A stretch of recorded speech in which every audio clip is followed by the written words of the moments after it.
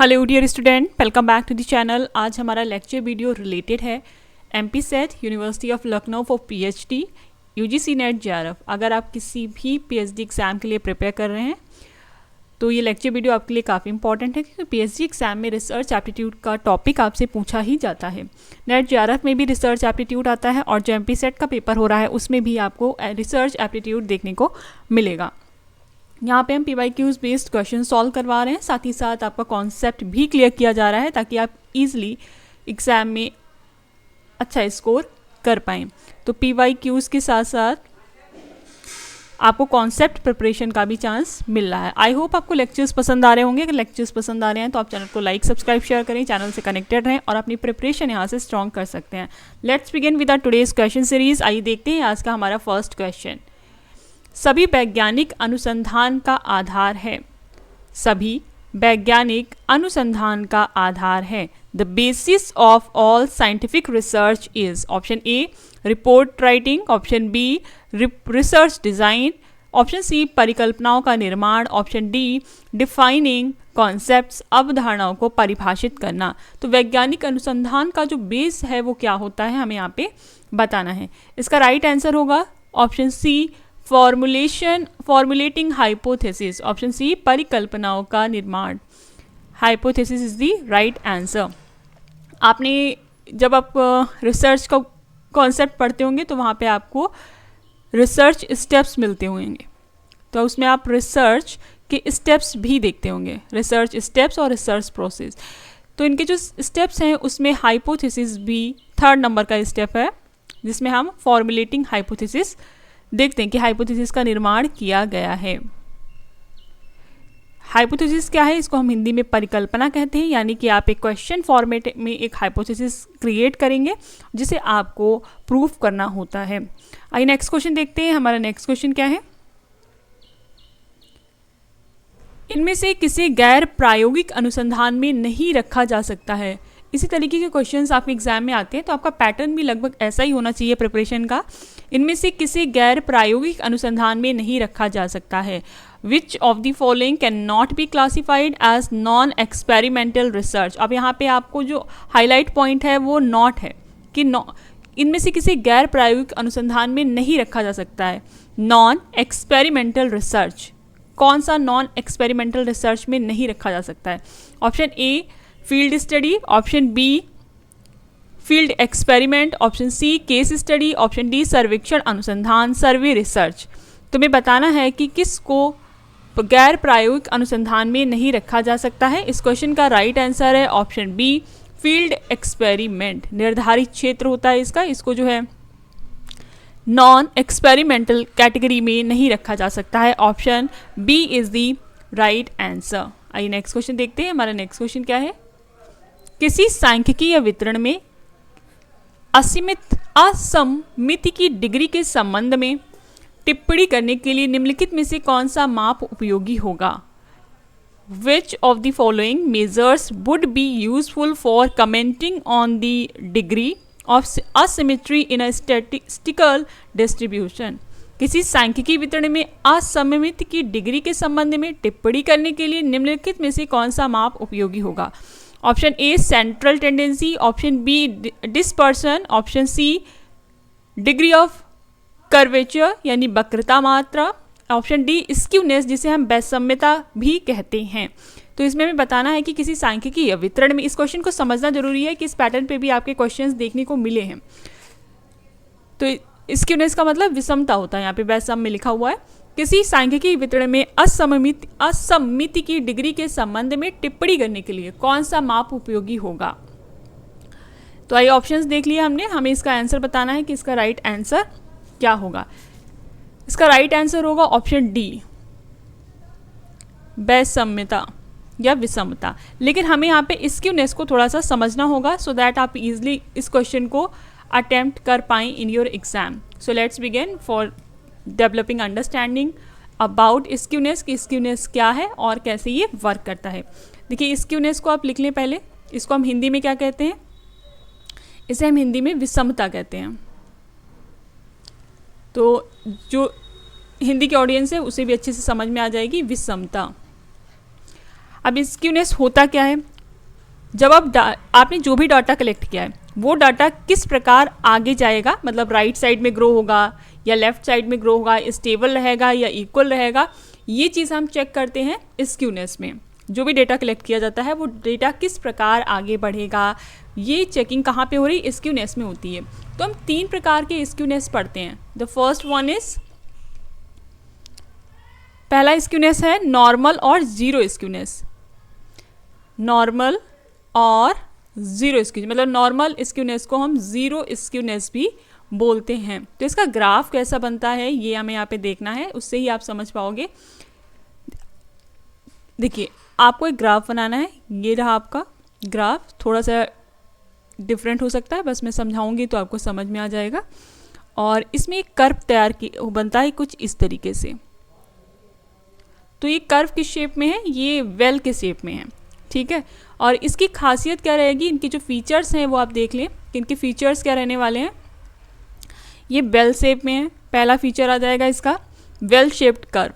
ये पूछ भी दिया जाता है कभी कभी, इसलिए इनको वैसे ही आप याद करके जाएं क्योंकि घंटी के आकार का है, वेल शेप्ड कर्व है ये।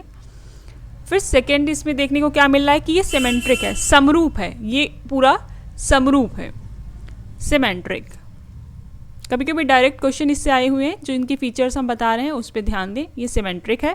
फिर थर्ड है कि इसमें किस तरीके का केंद्रीय माप होता है। तो देखिए, इसमें मीन बराबर है, मीडियन और मोड, ये इक्वल कैटेगरी में रहेंगे, ये आपको याद रखना है। Mean, median, mode, mean, median, mode. और इनका मान जो निकल के आता है वो कितना होता है, 1। इसकी वैल्यू कितनी होती है, 1। और इसको जीरो स्क्यूनेस क्यों बोला जाता है, क्योंकि ना ये लेफ्ट की तरफ होता है ना राइट की तरफ होता है, ये स्टेबल है, इक्वल है, ना तो ये लेफ्ट की तरफ जाएगा ना ये राइट की तरफ जाएगा, इसमें स्टेबिलिटी देखने को मिलती है। तो इसीलिए इसको हम जीरो स्क्यूनेस बोलते हैं या फिर नॉर्मल स्क्यूनेस कहते हैं। ये एक तरीका हो गया इसको समझने के लिए, यानी कि हमने स्क्यूनेस का फर्स्ट कैटेगरी समझ लिया है। अब हम इसका सेकेंड कैटेगरी देखते हैं। सेकेंड कैटेगरी में आप पढ़ेंगे पॉजिटिव स्क्यूनेस।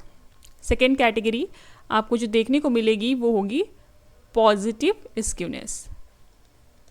तो पॉजिटिव स्क्यूनेस में भी आप वही ग्राफ बनाएंगे और उसमें आप समझने की कोशिश करेंगे कि किस तरीके से वर्क करता है। तो हमने ये ग्राफ बना लिया और इस ग्राफ में आपको फिर वेल शेप बनाना पड़ेगा, लेकिन थोड़ा सा डिफरेंट वेल शेप रहेगा। यहाँ पे हमें देखना है ये इसका टेल जो है वो बाहर की तरफ है, मतलब टेल जो है वो राइट साइड की तरफ जा रहा है। पिक्चर सही से ड्रॉ नहीं हुई, बट इसका जो टेल जाएगा वो राइट साइड की तरफ रहेगा। अब इसमें होता क्या है कि जब कर्व राइट साइड ग्रो हो तो उसे हम पॉजिटिव स्क्यूनेस कहते हैं। जब कर्व जो है वो किस साइड में ग्रो हो रहा है, राइट साइड में ग्रो हो। जब कर्व की जो टेल है वो किस साइड जा रही है, राइट साइड ग्रो, तो इसे हम पॉजिटिव स्क्यूनेस कहते हैं। फिर सेकेंड है, क्या ये वेल शेप का है, नॉट बेल शेप्ड है, क्योंकि ये वेल शेप में नहीं है, नॉट बेल शेप्ड, ये आप याद रखें कि ये शेप वेल शेप के आकार का नहीं है। थर्ड क्या है कि ये असिमेट्रिक है, असमरूप है, ये असिमेट्रिक है, असमरूप है इसमें। और लास्ट आपको यहाँ पे देखना है कि इसका केंद्रीय प्रवृत्ति मान किस तरीके से निकालते हैं। तो इसमें ये जो मीन है वो ग्रेटर देन होता है किससे, मीडियन से, और जो मीडियन है वो ग्रेटर देन होगा मोड से। तो ये आपको ध्यान रखना है। और इसमें हमने ये तो देख ही लिया कि इसकी टेल किस साइड जा रही है, राइट साइड टेल इसकी ग्रो हो रही है, ये आप इसका ध्यान रखेंगे। तो इसे पॉजिटिव स्क्यूनेस कहते हैं। फिर लास्ट वाला जो है एक और स्क्यूनेस है जिसे हम थर्ड नंबर पे स्क्यूनेस स्टडी करते हैं, और वो है हमारा नेगेटिव स्क्यूनेस, नेगेटिव। तो यहाँ पे नेगेटिव स्क्यूनेस भी देख लें और ये टॉपिक आपका यहाँ पे थोड़ा सा क्लियर हो जाएगा। सो अभी आगे भी इससे रिलेटेड कुछ क्वेश्चंस हैं, तो जब आप वो करेंगे तो आपको ईजिली समझ में आ जाएगा। नेगेटिव स्क्यूनेस में क्या होता है कि जो शेप बना होगा टेल का वो उस पर हमें फोकस रखना है, वो कुछ इस तरीके का, यानी कि जो टेल जाएगी वो आपकी आप लेफ्ट साइड में जा रही है। ये यहाँ पे हमें हाईलाइटेड पॉइंट रखना है कि टेल किस साइड जा रही है, वो जा रही है आपकी लेफ्ट साइड, कर्व की टेल लेफ्ट साइड। ग्रो करेगी। इसे हम क्या कहते हैं, नेगेटिव स्क्यूनेस कहते हैं। और ये भी असिमेट्रिक है, इसका डेटा कैसा होगा, असमरूप होगा, असिमेट्रिक होगा। इसे डायरेक्ट क्वेश्चन पूछा जाता है कभी कभी कि कौन सा सिमेट्रिक है, कौन सा असिमेट्रिक है। और इसका केंद्रीय मान प्रवृत्ति कैसे निकालती है, तो इसमें क्या होगा, देखिए मीन, मीडियन, जस्ट अपोजिट हो जाएगा आपका पॉजिटिव का, तो यहाँ पे देख लें, और ये मोड। तो ये फॉर्मूला भी कभी कभी डायरेक्ट पूछ देते हैं, इंपॉर्टेंट है। हो सकता है वो आपको ऐसे दे दें, मोड ग्रेटर देन मीडियन करके, तो भी आपको लगाना होगा आंसर इसी को। तो थोड़ा सा आप इसको ध्यान रखें। और ये बर्ड किस तरफ ग्रो कर रहा है, लेफ्ट साइड में ग्रो कर रहा है। और ये भी नॉट वेल शेप्ड है, इसका भी जो आकार है वो घंटी के आकार का नहीं है, तो ये नॉट वेल शेप्ड है। ये आपका नेगेटिव स्क्यूनेस हो गया है। इसके साथ ही इन्होंने कुछ और भी पॉइंट्स इसमें हैं टॉपिक में स्क्यूनेस में, जिसमें मेजरमेंट ऑफ स्क्यूनेस पढ़ते हैं। तो इसमें कार्ल पर्सन का एक कॉन्सेप्ट आता है, वॉबले स्क्यूनेस का आता है, कैली का आता है। ये पूछ दिए जाते हैं क्वेश्चंस, तो इन्हें आप देखें ज़रूर। अभी हम यहाँ पे एमपी सेट के हिसाब से कर रहे हैं। आइए अब वापस आते हैं अपने क्वेश्चन पे कि हमारा क्वेश्चन क्या था और हम इसका आंसर, आई होप आप समझ गए होंगे कि स्क्यूनेस क्या है। तो जब भी किसी सांख्यिकी वितरण में असममित यानी असिमेट्रिक डिस्ट्रीब्यूशन देखना है, स्टैटिकल डिस्ट्रीब्यूशन देखना है, तो हम किसको पढ़ते हैं, तो हम स्क्यूनेस को स्टडी करते हैं। वैषम्यता या विषमता को स्टडी यहाँ पे करेंगे। इसका राइट आंसर हो जाएगा आपका D, option D is the right answer. Next question देखिए, जो छात्र अपने विचारों को प्रभावी ढंग से व्यक्त कर सकते हैं वे बुद्धिमत्ता दर्शाते हैं। वे छात्र जो अपने विचारों को प्रभावी ढंग से व्यक्त करते हैं वे बुद्धिमत्ता दर्शाते हैं। Students who can express their ideas effectively demonstrate intelligent, option A emotional, B linguistic, C interpersonal, D cognitive. तो इसका राइट आंसर हो जाएगा ऑप्शन बी भाषाई, वो लिंग्विस्टिक बुद्धिमत्ता को दर्शाते हैं। और यहाँ पे आपके सामने एक पॉइंट दिया है जिसका नाम है इंटरपर्सनल। तो इंटरपर्सनल और इंट्रापर्सनल से डायरेक्ट क्वेश्चंस आते हैं एग्जाम में, इसे भी आपको समझना चाहिए कि इंटरपर्सनल और इंट्रापर्सनल क्या होता है। देखिए इंटरपर्सनल जो यहाँ पे दिया गया है, इंटरपर्सनल मतलब होता है कि आप आपस में बात करें, आप कई लोगों से बात कर रहे हैं, मतलब दो या दो से ज़्यादा लोगों से बात कर रहे हैं, ऐसे समझ लीजिए, दो या दो से ज़्यादा लोगों से बात करना, तो इसे हम क्या कहेंगे, इंटरपर्सनल। ग्रुप में बात कर रहे हैं या दो या दो से ज़्यादा लोग, मतलब एक से ज़्यादा मेंबर है वहाँ पे बात करने के लिए, इसे हम इंटरपर्सनल कहते हैं। फिर इसके साथ जो एक टर्म यूज़ होता है इंट्रापर्सनल, इसे डायरेक्ट क्वेश्चन आए थे इस बार के एग्जाम में, इसलिए इसे क्लियर करना ज़रूरी है। इंट्रापर्सनल क्या होता है, इंट्रापर्सनल में आप खुद से बात करते हैं, इसे सेल्फ टॉक में रखते हैं कि हम खुद से ही बात कर रहे हैं, that will be taken in intrapersonal theory, वो हो जाएगा आपका इंट्रापर्सनल थियरी। खुद से बात करना इसे हम इंट्रापर्सनल में रखते हैं, और जब आप इंटरपर्सनल कैटेगरी में आप किसी और से बात कर रहे होंगे, तो ये बेसिक सा डिफरेंस जो है इसमें देखने को मिलता है। नेक्स्ट क्वेश्चन देखिए, निम्नलिखित में से कौन सा मानवीय अनुसंधान का सबसे महत्वपूर्ण घटक है। फिर से एक बार क्वेश्चन देखिए, कौन सा मानकीय अनुसंधान का सबसे महत्वपूर्ण घटक है। Which of the following is the most important component of this normative research, ये हमें यहाँ पे बताना है। ऑप्शन ए सर्वेक्षण, बी सहभागी अवलोकन, सी निगमनात्मक विधि, डी क्षेत्र कार्य। तो इसका राइट आंसर क्या होगा, ये हमें यहाँ पे देखना है। ऑप्शन ए सर्वे जो है इसका राइट आंसर हो जाएगा, कि सर्वे जो है वो मानकीय नॉर्मेटिव रिसर्च का एक सबसे महत्वपूर्ण घटक है। Option A is the right answer. Deductive और इंडक्टिव मेथड आपको पता होना चाहिए, अगर आपने पढ़ रखा है तो अच्छी बात है, नहीं पढ़ा है तो इससे पहले के लेक्चर वीडियोस में भी हमने इस टॉपिक को कवर किया है, उसे आप जाकर देख सकते हैं सर्वे मेथड को। आइए नेक्स्ट क्वेश्चन देखते हैं, हमारा नेक्स्ट क्वेश्चन क्या है। साहित्यिक चोरी का पता लगाने के लिए प्रयोग में लाए जाने वाले सॉफ्टवेयर की पहचान करें। प्लेजरिज्म की बात कर रही है, प्लेजरिज्म का पता लगाने के लिए किस प्रकार के सॉफ्टवेयर जो हैं वो यूज़ किए जा रहे हैं। तो हमारे सामने ऑप्शंस हैं, option A Pendle, B Turnitin, C compiler, D iThenticate. तो इसका राइट आंसर क्या होगा, ये हमें यहाँ पे देखना है। इसका राइट आंसर आपका हो जाएगा B and D, Turnitin and iThenticate. Option B and D, तो जो बी एंड डी ऑप्शन होगा वो सही है, option D is the right answer. अगर आपको प्लेजरिज्म के बारे में पता है तो अच्छा है, अगर नहीं पता है तो एक बार आप प्लेजरिज्म को मैं स्मॉल कैटेगरी में ही समझा देती हूँ तो आपको समझ में आ जाएगा। प्लेजरिज्म का जो मतलब होता है, इसका मतलब है कि साहित्यिक चोरी, यानी कि आपने किसी और का डेटा ले करके उसे अपना बताया है अपनी रिसर्च में।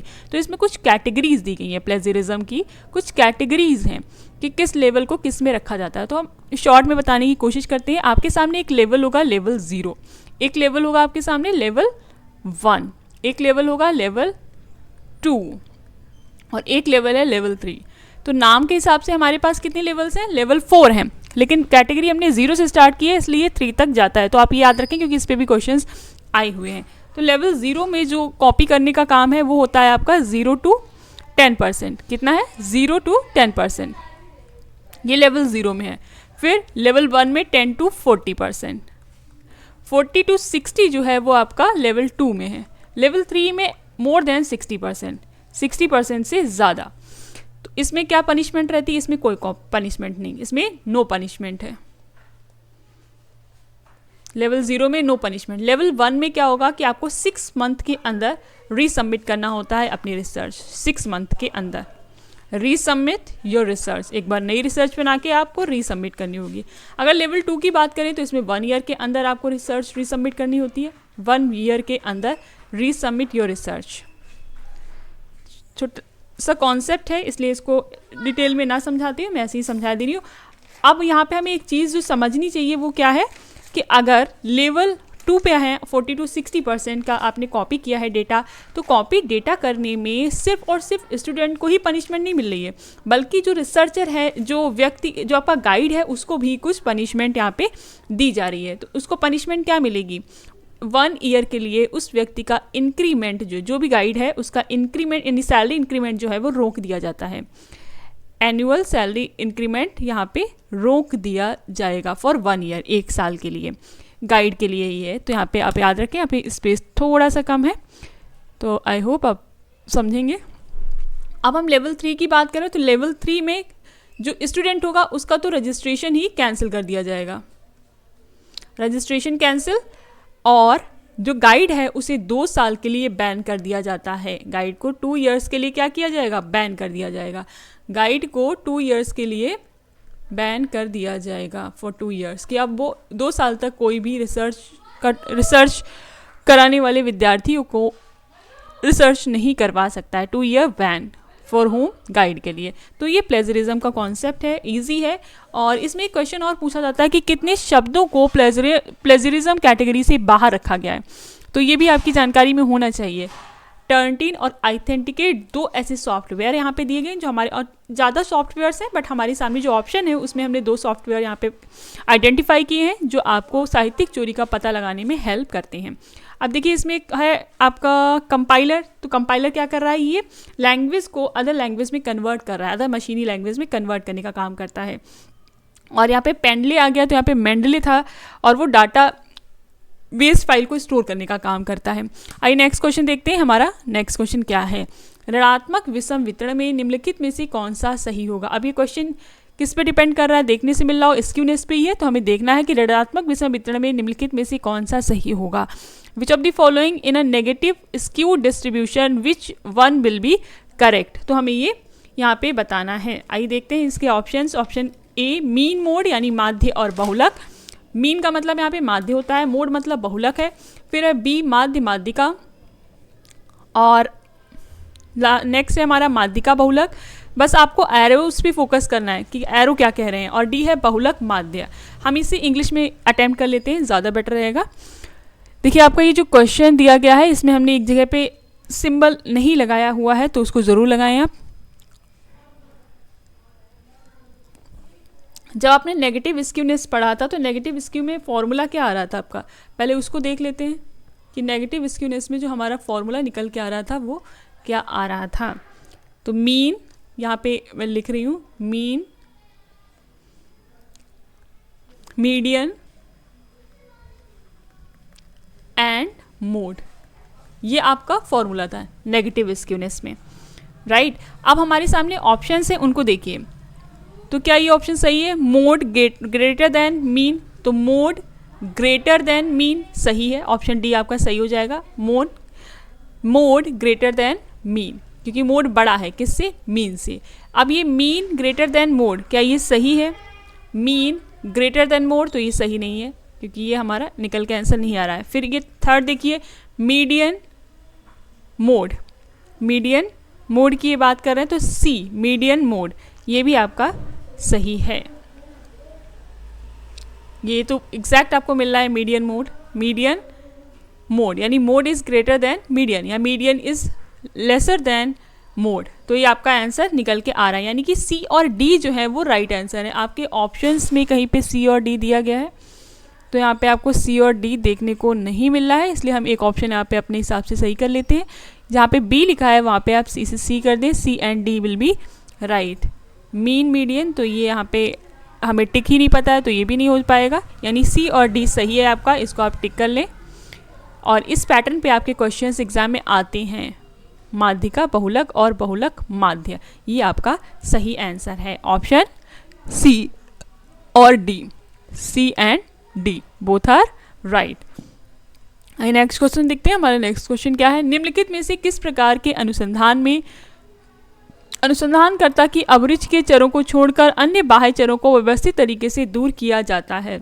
In which of the following types of research extraneous variables other than the variables of interest to researcher are systematically eliminated? Option A गुणात्मक अनुसंधान, बी अनुदैर्ध्य अनुसंधान, सी प्रयोगात्मक अनुसंधान, डी सहसंबंधात्मक अनुसंधान। तुम्हें बताना है अनुसंधान में जो अनुसंधान करता है वो उसकी अभिरुचि के चरों को छोड़कर, उसकी जो खुद के इंटरेस्ट के चर हैं उनको छोड़कर अन्य बाह्य चरों को व्यवस्थित तरीके से दूर किया जाता है, तो ये किसमें होता है? आइए देखते हैं इसका आंसर क्या होगा। ऑप्शन ए हमने देख लिया यहाँ पे ऑप्शंस कि क्वालिटेटिव है, लॉन्गिट्यूडनल है, एक्सपेरिमेंटल है और कोरिलेशन रिसर्च है। The right answer of this question is प्रयोगात्मक अनुसंधान, ये एक्सपेरिमेंटल रिसर्च में किया जाता है। एक्सपेरिमेंटल रिसर्च में क्या होता है, मैनिपुलेशन ऑफ वेरिएबल्स हमें देखने को मिलता है, मैनिपुलेशन ऑफ वेरिएबल्स देखने को मिलेगा, वेरिएबल्स, और जो बाहर के यानी कि जो एक्सट्रानियस वेरिएबल्स हैं उनको कंट्रोल भी किया जाता है। ये हमें एक्सपेरिमेंटल रिसर्च में देखने को मिलता है। तो इसका जो राइट आंसर हो जाएगा वो है ऑप्शन सी। आइए नेक्स्ट क्वेश्चन देखते हैं। हमारा नेक्स्ट क्वेश्चन क्या है, जब शोधकर्ता स्रोत सामग्री की वास्तविकता और प्रामाणिकता की जांच करता है तो उसे कहते हैं।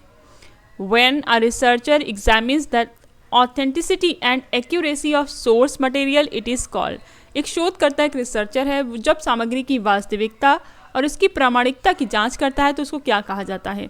ऑप्शन ए आंतरिक आलोचना, बी बाह्य आलोचना, सी आंतरिक और बाह्य आलोचना, डी उपर्युक्त में से कोई नहीं। तो जब एक शोधकर्ता सोर्स सामग्री जो भी इसका सोर्स है, एक्यूरेसी ऑफ सोर्स चेक कर रहा है मटेरियल की कि वो ऑथेंटिक है या नहीं है, तो उसे हम कहते हैं बाह्य आलोचना। Option B is the right answer, external criticism. Option B is the right answer. I hope आपको लेक्चर्स पसंद आ रहे होंगे। अगर आपको लेक्चर्स पसंद आ रहे हैं तो आप चैनल को लाइक सब्सक्राइब शेयर करें, चैनल से कनेक्टेड रहें और अपनी प्रिपरेशन यहाँ से कंटिन्यू रखें। All the very best for your upcoming exams.